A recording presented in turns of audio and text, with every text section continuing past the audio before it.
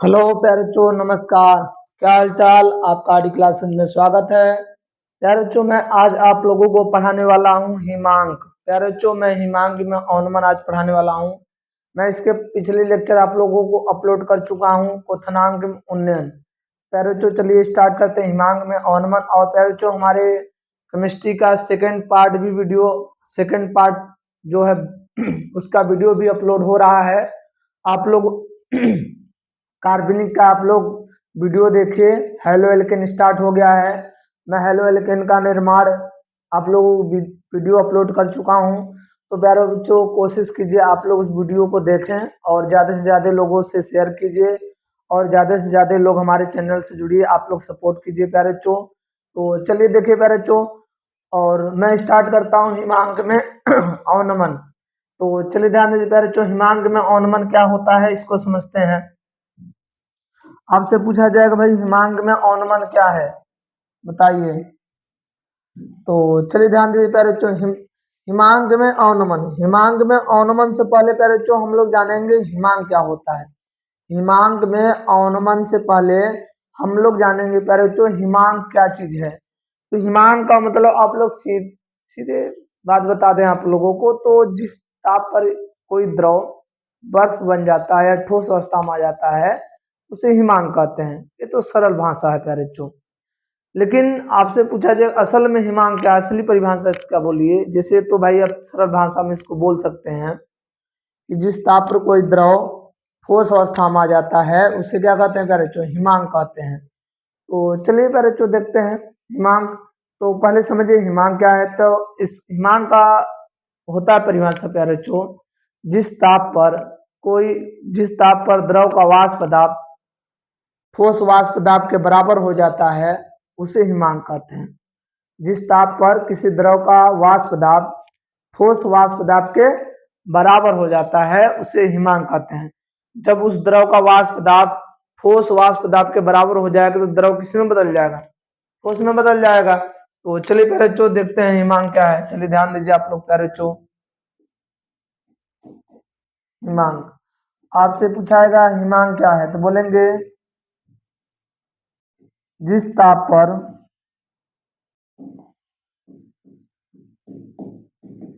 जिस ताप पर किसी द्रव का जिस ताप पर किसी द्रव का वाष्प दाब जिस ताप पर किसी द्रव का वाष्प दाब ठोस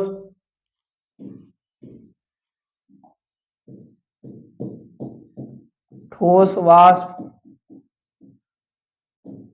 दाब के बराबर हो जाता है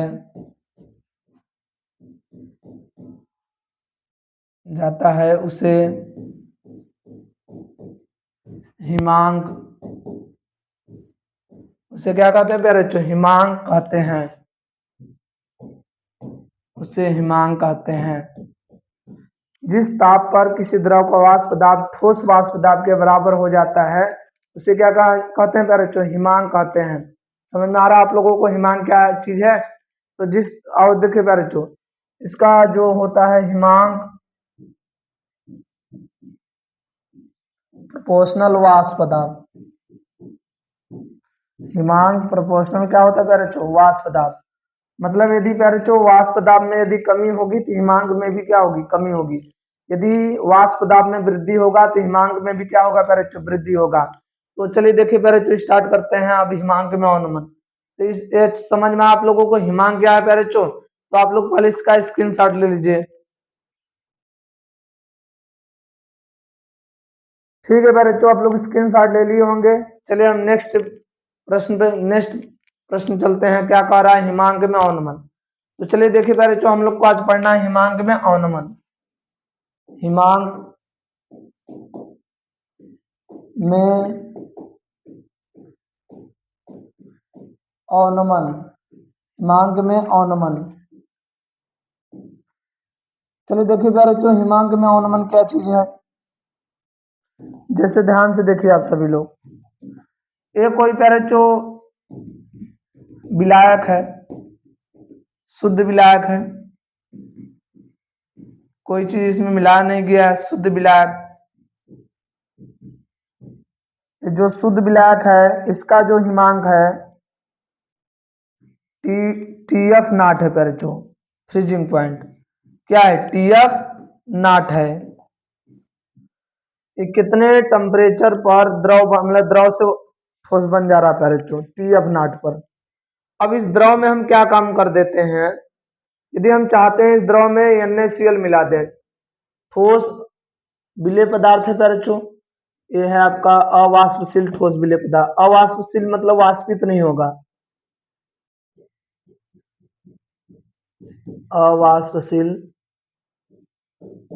ठोस विलेय पदार्थ, अवाष्पशील ठोस विलेय पदार्थ। इस जब विलायक में प्यारे बच्चों अवाष्पशील ठोस विलेय पदार्थ मिला देंगे, यहाँ देखिए वाष्प बन रहा था इस तरह से, इस टेम्परेचर पर।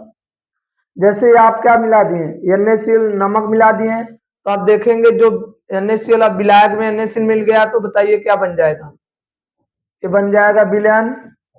क्या बन जाएगा प्यारे बच्चों, विलयन बन जाएगा। तो इस विलयन का जो विलयन का हिमांक होगा,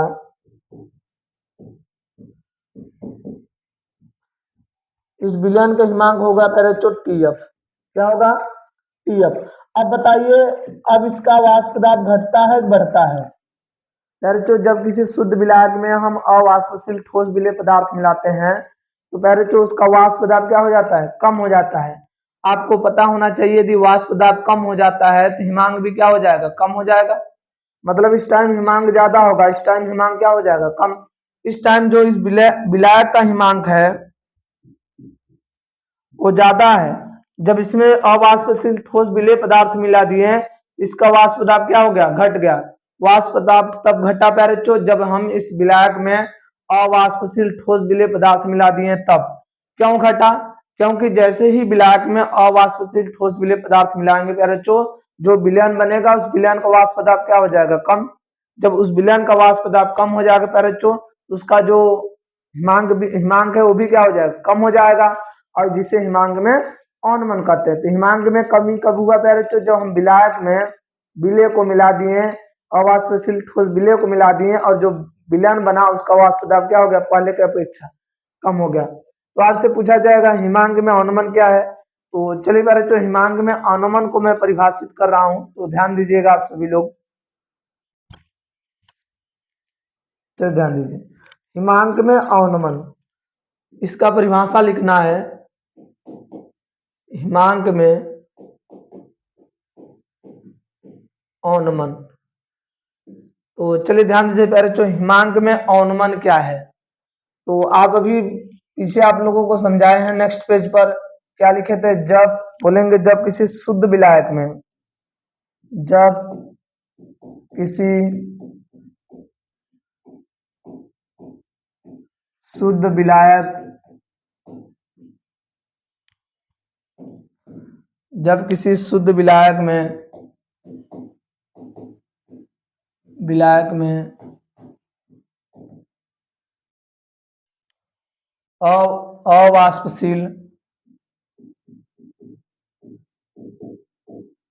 अवाष्पशील ठोस विलेय पदार्थ मिलाते हैं तो प्राप्त विलयन का वाष्प दाब, प्राप्त विलयन का वाष्प दाब कम हो जाता है, जिसके कारण हिमांक घट जाता है, जिसके कारण हिमांक घट जाता है, जिसे हिमांक में जिसे हिमांक में अवनमन कहते हैं, जिसे हिमांक में अवनमन कहते हैं। तो प्यारे बच्चों आप लोगों को समझ में आया हिमांक में अवनमन क्या है? जब किसी शुद्ध विलायक में अवाष्पशील ठोस विलेय पदार्थ मिलाते हैं तो प्राप्त विलयन का वाष्प दाब कम हो जाता है, जिसके कारण हिमांक घट जाता है, जिसे हिमांक में अवनमन कहते हैं। तो प्यारे बच्चों आपसे हिमांक में अवनमन पूछा जाएगा तो आप इसका जवाब दे लेंगे। तो ठीक है प्यारे बच्चों, अब देखिए आगे हम आप लोगों को समझाएंगे। जैसे आपसे कोई पूछ ले हिमांक में अवनमन क्या है, हिमांक के अवनमन का फार्मूला प्राप्त कीजिए। तो चलिए प्यारे बच्चों हिमांक के अवनमन का फार्मूला हम लोग प्राप्त करते हैं। पहले आप लोग इसका स्क्रीनशॉट ले लीजिए। ठीक है प्यारे बच्चों, ग्राफ द्वारा हम लोग हिमांक के अवनमन का फार्मूला प्राप्त करेंगे। तो आप लोग ध्यान से देखिए प्रश्न ग्राफ को प्यारे बच्चों। ये जो ग्राफ होता है हिमांक और वाष्प दाब के बीच में होता है प्यारे बच्चों, वाष्प दाब हिमांक इसके बीच में होता है प्यारे बच्चों, वाष्प दाब और हिमांक के बीच में होता है। तो चलिए ध्यान से देखिए इस ग्राफ को प्यारे बच्चों आप सभी लोग। ये है आपका ठोस अवस्था, ये क्या है प्यारे बच्चों? ठोस अवस्था है। अब क्या काम करेंगे आप ध्यान से देखिएगा। आपसे इसमें से पूछा जाएगा कौन सा ग्राफ विलयन का है और कौन सा ग्राफ विलायक का है। तो चलिए ध्यान दीजिए प्यारे बच्चों, देर न कीजिए, आप लोग इस ग्राफ को बताना है आप कौन सा ग्राफ विलयन का है, कौन सा ग्राफ विलायक का है। आप एक चीज ध्यान दीजिएगा, यदि इस लाइन को आप देखेंगे, इस लाइन का ग्राफ तो यहाँ पर वाष्प दाब यहाँ से यहाँ तक का है। इस लाइन का यदि आप ग्राफ वाष्प दाब देखेंगे तो आप देख रहे हैं इसका वाष्प दाब यहाँ से यहाँ तक है, इसका वाष्प दाब यहाँ से यहाँ तक है। आप जानते हैं कि जब अवाष्पशील ठोस विलेय पदार्थ मिलाया जाता है तब विलयन जो बनता है उसका वाष्प दाब क्या हो जाता है? कम हो जाता है। देखिए इस ग्राफ की लंबाई देखिए, वाष्प दाब कम है, इसका वाष्प दाब ज्यादा है। ये तो आपका हो गया विलयन और ये क्या हो गया प्यारे बच्चों? विलायक। विलयन और विलायक हो गया प्यारे बच्चों। तो विलयन का जो हिमांक था उसको किससे दर्शा रहे थे?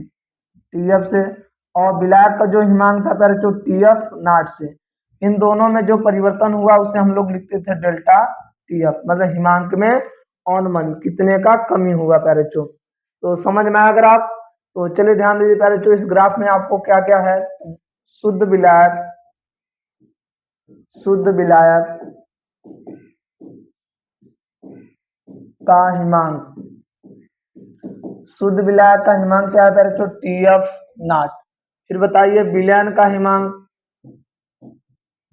विलयन का हिमांक, विलयन का हिमांक है टीएफ। और हिमांक में अवनमन, अवनमन प्यारे बच्चों हिमांक में अवनमन, हिमांक में अवनमन क्या है? टीएफ। अगर टीएफ का मान कितना होगा प्यारे बच्चों? कितने का अंतर हुआ? टीएफ नॉट माइनस टीएफ घटा दीजिएगा, बड़ा से छोटा घटाएंगे तो पता चल जाएगा कितने का अंतर है।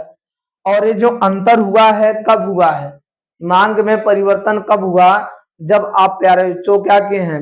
विलायक में अवाष्पशील ठोस विलेय पदार्थ मिला दिए हैं तो जो प्राप्त विलयन है उसका हिमांक घट गया। जब आप विलायक में अवाष्पशील ठोस मिला रहे हैं तभी ऐसा हो रहा है प्यारे बच्चों। तो हम लोग क्या काम करेंगे?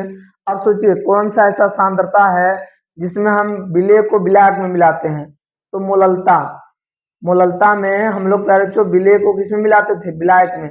यहाँ भी वही कंडीशन हो रहा है, विलेय को किसमें मिलाया जा रहा है? विलायक में। तो यहाँ पर जो बनेगा वो क्या होगा? मोललता होगा। अब मोललता के हिमांक में क्या हो रही? कमी। जब तक आप मोललता नहीं बनेगा तब तक हिमांक में कमी नहीं होगा। जितना ज्यादा मोललता वहां पर प्यारे बच्चों घटेगा उतना ज्यादा हिमांक में कमी आएगी। मतलब मोललता उस मतलब हिमांक क्या होता है? समानुपाती। यदि वही सांद्रता विलयन में मिलाया जाता तो अलग हो जाता प्यारे बच्चों। यहाँ पर विलायक में मिलाया गया इसलिए मोललता शब्द का प्रयोग कर रहे हैं। और ये मोललता शब्द जो है प्यारे बच्चों उसके हिमांक में कमी के बराबर होता है, अनुक्रमानुपाती होता है। मतलब प्यारे बच्चों हिमांक में जो अनुमान होता है डेल्टा टी एफ प्रोपोर्शनल विलयन का मोललता होता है कि विलायक का? विलयन का मोललता होता है, विलायक का नहीं होता, क्योंकि जब हम विलय को विलायक में डाल रहे हैं तब विलयन बनना है, उस विलयन का हिमांक घट रहा है प्यारे बच्चों। तो मतलब इसका मोललता विलयन का लिखेंगे टी एफ प्रोपोर्शनल विलयन। ऑब्जेक्टिव में पूछा जाता है इसलिए बता रहे हैं प्यारे बच्चों। विलयन की मोललता क्या लिखेंगे प्यारे बच्चों? टी एफ प्रोपोर्शनल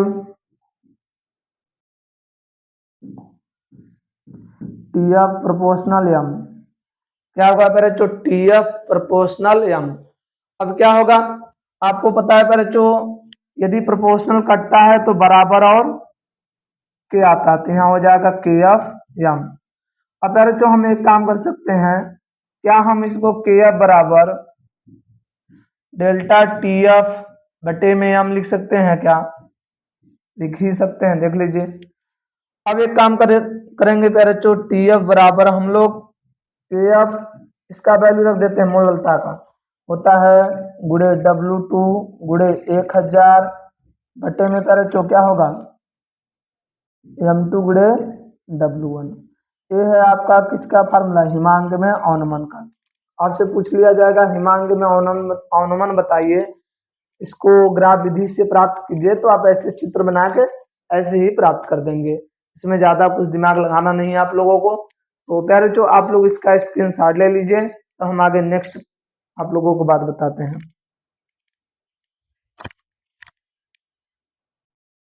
ठीक है प्यारे बच्चों, आप लोग स्क्रीनशॉट ले लिए होंगे। चलिए इस फार्मूले में जानते हैं कौन क्या है। तो देखिए टी एफ बराबर क्या था? के एफ गुड़े W2 गुड़े 1000 बटे में M2 गुड़े W1। डेल्टा टी एफ बराबर हिमांक में अनुमान, हिमांक में अनुमान के एफ बराबर मोलल अनुमान स्थिरांक। क्या है प्यारे बच्चों? मोलल अनुमान स्थिरांक। और प्यारे बच्चों W2 क्या है आपका? विलय का भार, विलय का भार।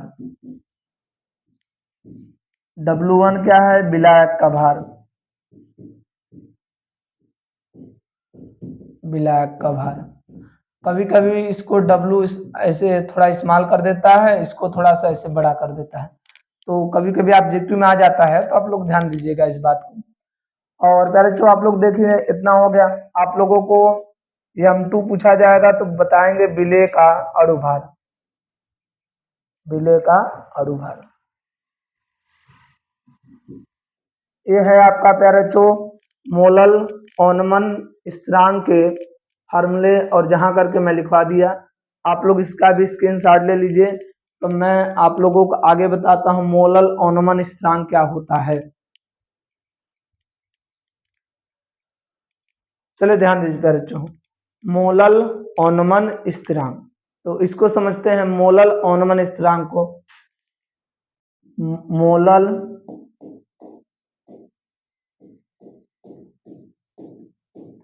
अनुमान स्थिरांक, मोलल अनुमान स्थिरांक क्या होता है प्यारे बच्चों? आप लोग अभी परिभाषा लिखे हैं, शुद्ध विलायक में किसको मिला रहते हैं? अवाष्पशील ठोस। लेकिन इसमें हम क्या काम करेंगे, शुद्ध विलायक को लेंगे 1000 ग्राम, कितना? 1000 ग्राम। अवाष्पशील ठोस विलेय पदार्थ को लेंगे 1 मोल, तो लिखेंगे 1 मोल अवाष्पशील ठोस विलेय पदार्थ। अब प्यारे बच्चों क्या काम करेंगे, बोलेंगे जब 1000 ग्राम शुद्ध विलायक, एक ऐसा है शुद्ध विलायक, शुद्ध विलायक परिभाषा आपसे पूछा जाएगा तो क्या बोलेंगे? जब 1000 ग्राम शुद्ध विलायक में 1 मोल अवाष्पशील ठोस विलेय पदार्थ मिलाते हैं तो जो प्राप्त विलयन होता है उसका हिमांक क्या हो जाता है, कम हो जाता है। और यही हिमांक में जो कमी होती है इसी को क्या कहते हैं, मोलल अवनमन स्थिरांक कहते हैं। तो क्या परिभाषा बोलेंगे प्यारे बच्चों, बोलेंगे जब 1000 ग्राम शुद्ध विलायक में 1 मोल अवाष्पशील ठोस विलेय पदार्थ मिलाते हैं तो प्राप्त विलयन के हिमांक में होने वाले कमी को मोलल अवनमन स्थिरांक कहते हैं। तो लिखिए परिभाषा प्यारे बच्चों, बोलेंगे जब 1000 ग्राम शुद्ध विलायक, जब 1000 ग्राम शुद्ध विलायक में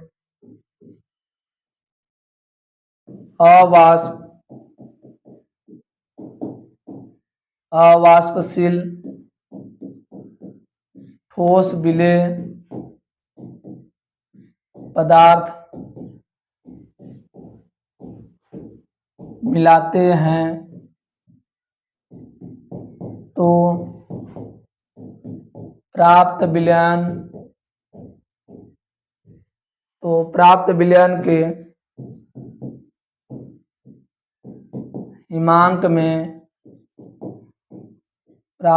के हिमांक में होने वाले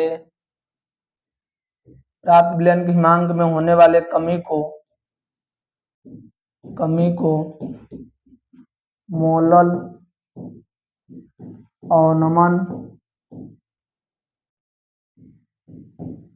अवनमन स्थिरांक कहते हैं। मोलल अवनमन स्थिरांक कहते हैं।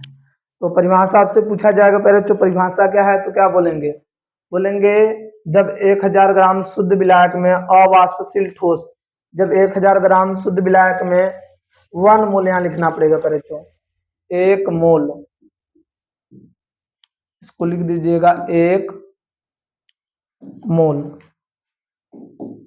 1 मोल कितना लिखेंगे प्यारे बच्चों, 1 मोल अवाष्पशील ठोस विलेय पदार्थ मिलाते हैं तो प्राप्त विलयन के हिमांक में होने वाले कमी को मोलल अवनमन स्थिरांक कहते हैं।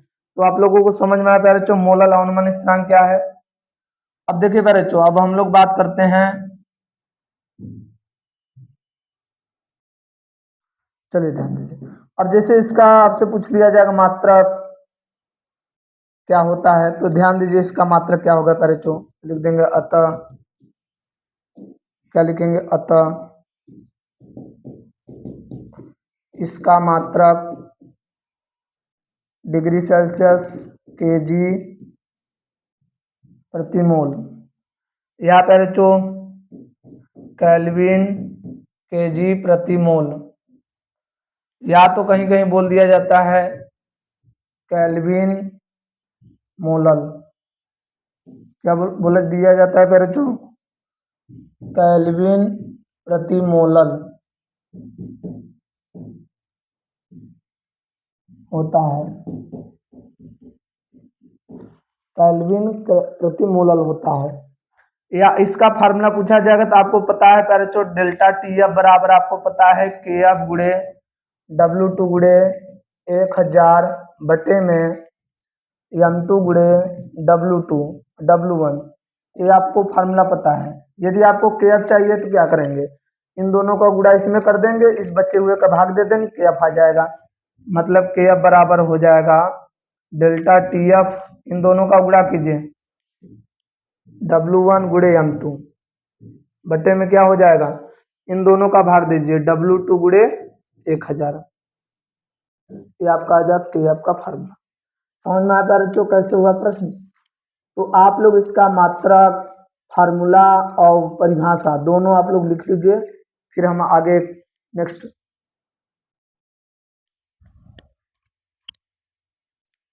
ठीक है बच्चों, आप लोग स्क्रीनशॉट ले लिए होंगे। चलिए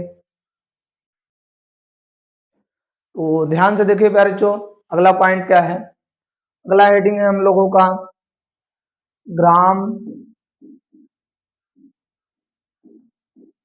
अणुक अवनमन स्थिरांक। ग्राम अणुक अवनमन स्थिरांक क्या है, अब कहेंगे सर ये क्या चीज है, तो आप मोलल अवनमन स्थिरांक की परिभाषा लिखे हैं, आप जब मोलर अवनमन स्थिरांक की परिभाषा लिख रहे होंगे प्यारे बच्चों, तो आप वहां रखे होंगे जब 1000 ग्राम शुद्ध विलायक में, तो यहाँ बोल देंगे जब 100 ग्राम शुद्ध विलायक में, परिभाषा वही रहेगा, बस सब जगह जहाँ 1000 है वहां आपको 100 रखना है और कुछ नहीं। फार्मूले में भी वही करना है, बोलेंगे जब 100 ग्राम शुद्ध विलायक में 1 मोल अवाष्पशील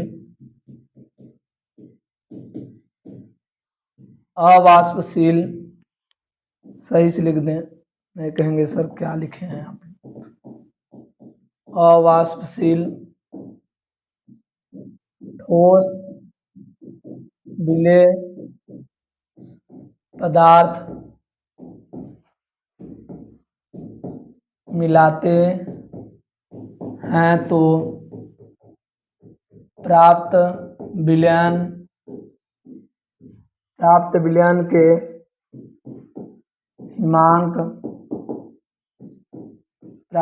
के हिमांक में होने वाले कमी को ग्राम अणुक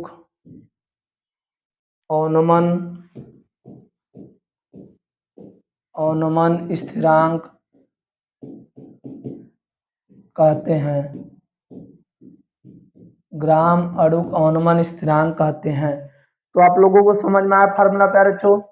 अब जैसे इसका फार्मूला क्या था, फार्मूला होगा डेल्टा के एफ बराबर आप लिख सकते हैं K गुणे W2 गुणे 1000 था, तो वहां क्या कर देंगे 100 रख देंगे, बटे में क्या लिखेंगे M2 गुणे W1। यदि आपको K निकालना होगा, KF नहीं लिखेंगे, केवल K लिखेंगे, K निकालना होगा तो क्या काम करेंगे, डेल्टा TF गुणे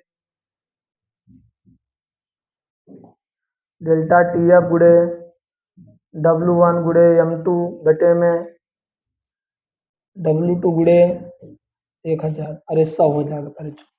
ये आपका फार्मूला भी हो गया। तो आप लोगों को समझ में आया ग्राम अणुक अवनमन स्थिरांक प्यारे बच्चों। तो आप लोग इसका स्क्रीनशॉट ले लीजिए। ठीक है प्यारे बच्चों, आप लोगों को ये चीज समझ में आ गया हिमांक में अवनमन। तो प्यारे बच्चों मैं आप लोगों को एक बात बताना चाहता हूँ, मैं चाह रहा हूँ प्यारे बच्चों कि आप लोगों का 1 शॉर्ट रिवीजन कराऊं। 1 शॉर्ट रिवीजन में आप लोगों का जो जो चैप्टर अभी नहीं कंप्लीट हो पा रहा है, तो मैं सोच रहा हूँ यदि 1 शॉर्ट रिवीजन करा दूंगा तो आपका पेपर आते आते उससे पहले ही मैं 1 शॉर्ट रिवीजन से आप लोगों का पूरा केमिस्ट्री और फिजिक्स दोनों रिवीजन करा दूंगा। तो फिलहाल मैं आप लोगों को चाहता हूं कि अभी केमिस्ट्री का रिवीजन कराऊं 1 शॉर्ट वीडियो से। 1 शॉर्ट रिवीजन जहां कराऊंगा तो अभी आप लोगों को 1 शॉर्ट रिवीजन यदि पढ़ना होगा तो आप लोग कमेंट बॉक्स में बोलिएगा, मैं लाइव आप लोगों का 1 शॉर्ट वीडियो चलाऊंगा प्यारे बच्चों। और वो टाइमिंग रहेगा आपको शाम का करीब 7 बजे से रहेगा, 7 से 3 घंटा रहेगा या तो 2.5 घंटा।